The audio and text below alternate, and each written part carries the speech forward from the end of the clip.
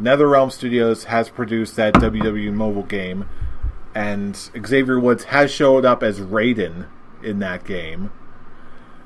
They're doing this. If you've seen it Up, Up, Down, Down, Xavier Woods actually got an interview with Daniel Pensina, the original Johnny Cage, Reptile, Scorpion, Sub-Zero, all those guys from Mortal Kombat 1 and 2. I have to wonder here, and this is the question, given the connection, is there a possibility that we could see more WWE personalities involved directly with the game Mortal Kombat 11? Could it happen, or is it just wishful thinking on my part to the possibilities that could be? Will we see Zelina Vega voicing Jade? I honestly think, okay, whatever has happened, it's already happened.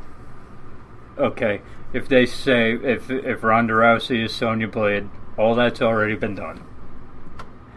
Okay, so if they haven't already, it's not going to happen. But, safer bet, for upcoming games, like say maybe DLC or whatever, and they put in some new characters or whatever, we could see Xavier Woods, we could see Zelina Vega in there, or the next game in the series. Whatever's happened, I think the most you're gonna get for this game in particular is Ronda Rousey, if that's even true to begin with.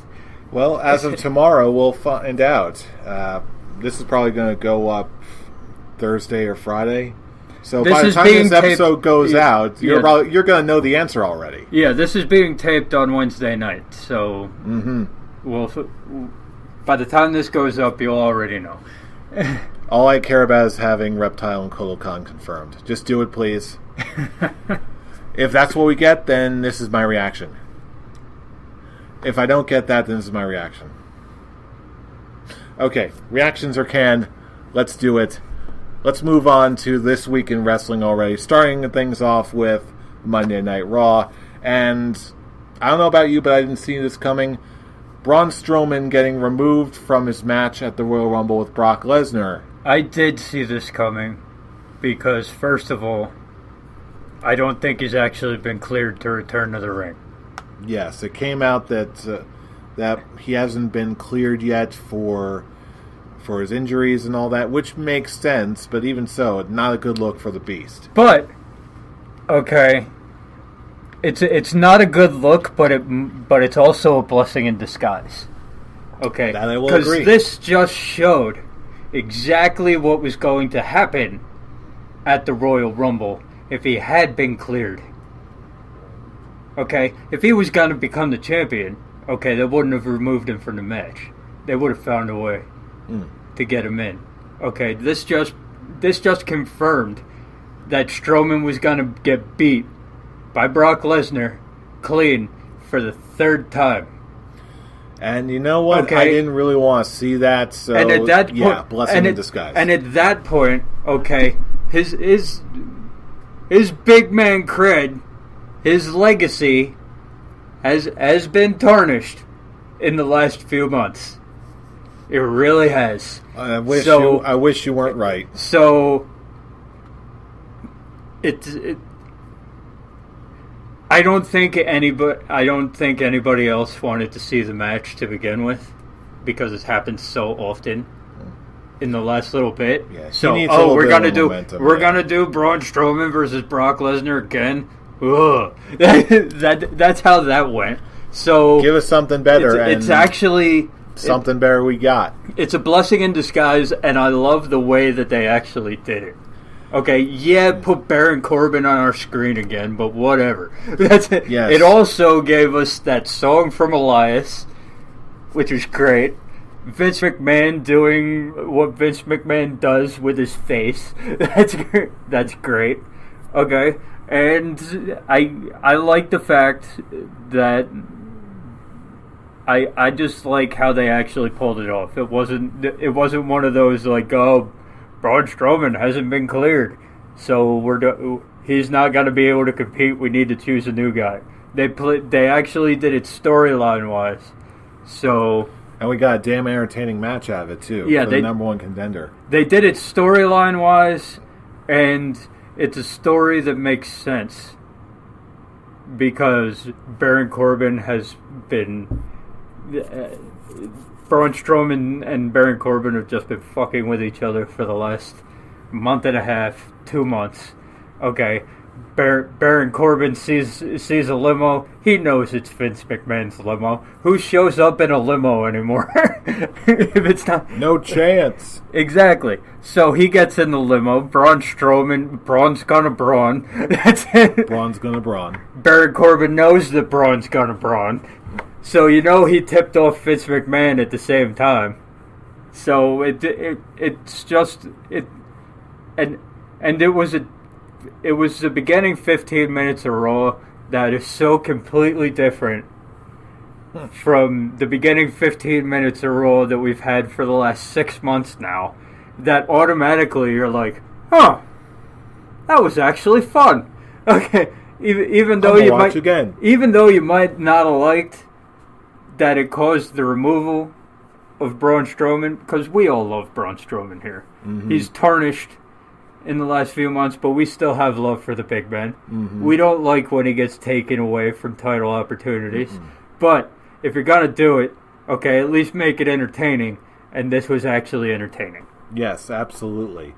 And especially when the match had the outcome when it did, we're getting, finally, Finn Balor versus Brock Lesnar for the Universal title at the Royal Rumble. And I love how much better, much hyped match. I love it. I love how they actually did it. Okay, Vince McMahon comes out to the ring. John Cena comes out to the ring. As we all knew he would. That's it. Gives a speech. Pretty damn good speech. Okay. Fine speech. Fine speech. Out comes Drew McIntyre. I would love if they did that match for WrestleMania. Drew McIntyre versus John Cena. Drew McIntyre going over. That is one idea I've got for the man later on. That's huge. For another time. That is huge, and that's honestly what I want. I want McIntyre versus Cena. McIntyre versus Cena or bust for WrestleMania. Okay. Baron Corbin. Little bit of a letdown, but based on story, sure, makes sense. I could sue you. Put me in here. Okay, fine, makes sense. Okay, and out comes Finn Balor, and here they do the IWC bait. Okay, Finn and Vince are going back and forth. Okay. Because they both know what the IWC says about Finn and Vince. Mm-hmm. Okay, so you knew this was coming when they went face to face, because Vince likes to play up what the people think about him.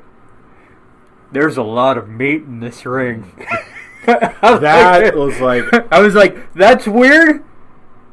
That's weird, but based on what the internet wrestling community thinks of you, that was probably the best line you could have come up with for that. I mean, technically, you're not wrong. Yeah, and you. But why? And then he turns to Finn Balor, and you are you? And I'm like, IWC bait. I see what you're going for here, and that was the moment I knew that Finn Balor was going to win the Fatal 4-Way match. As soon as Vince McMahon said that, because I'm like, they're playing up everything that the internet wrestling community says about Finn Balor and Vince McMahon. This is the same thing they pulled with Daniel Bryan and Triple H back during the Yes Movement. They did the same thing.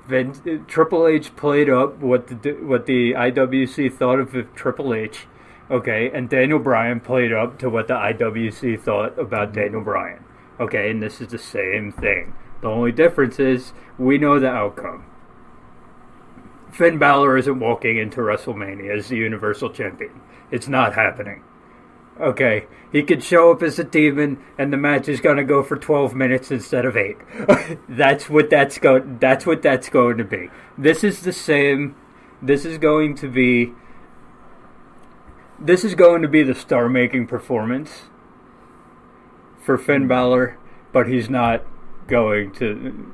In Vince McMahon's mind, this is a star-making performance for Finn Balor. He's going to go out, put on a show like AJ Styles and Daniel Bryan did at both the last Survivor Series, and he's gonna have Brock Lesnar on the ropes, but Brock Lesnar's gonna beat him. Okay, I just don't think the title's changing at the Royal Rumble, and I feel like they're really going a certain way for WrestleMania, and Finn Balor as Universal Champion isn't in those plans.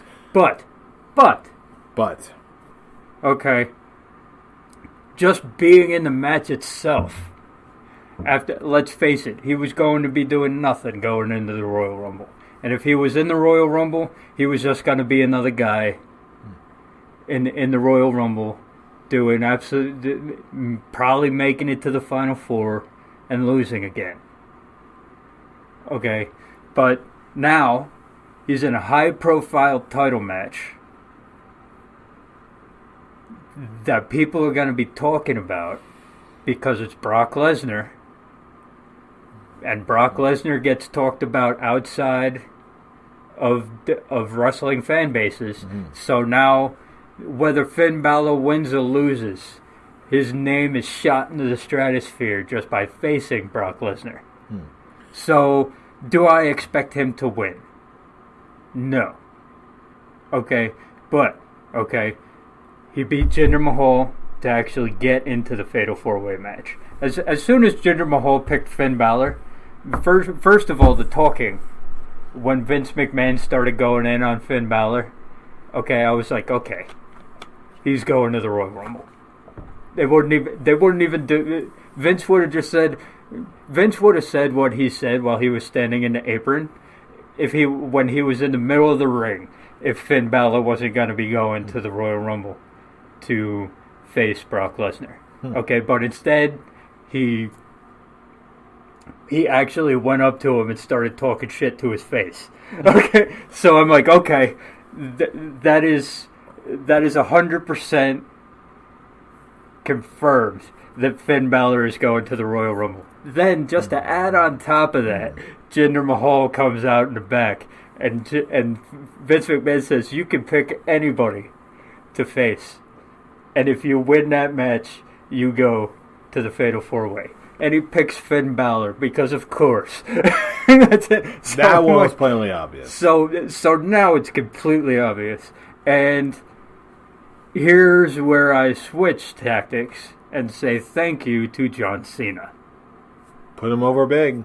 Real big. Real big. Like, biggest he's put someone over in a long time. Mm-hmm. Since AJ, really.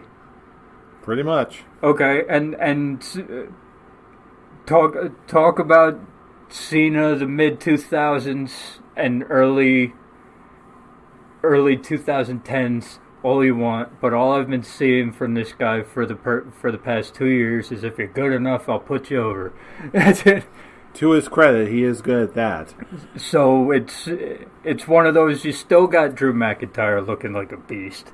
You got Baron Corbin doing Baron Corbin things. He can go away now. That's it. And you've got the setup for John Cena versus Drew McIntyre Mania. That's still going. Okay, they're going to get together in the Royal Rumble. Okay, McIntyre's probably going to eliminate Cena. Mm-hmm. Okay, so that can continue that. And you got Finn Balor versus Brock Lesnar, a match that I'm vastly more interested in this point than Strowman versus Lesnar. And even though I don't think Finn Balor's going to win, this is an opportunity to put him in the likes of names like AJ Styles and Daniel Bryan, who got popular outside of the wrestling business because they faced Lesnar. Mm-hmm. And now you've got Finn Balor doing the same thing, and that automatically ups his stock anywhere. Absolutely. And considering he wasn't doing shit going into this Royal Rumble, it's a very big leap to take, and you know where this came from. You know exactly where this came from.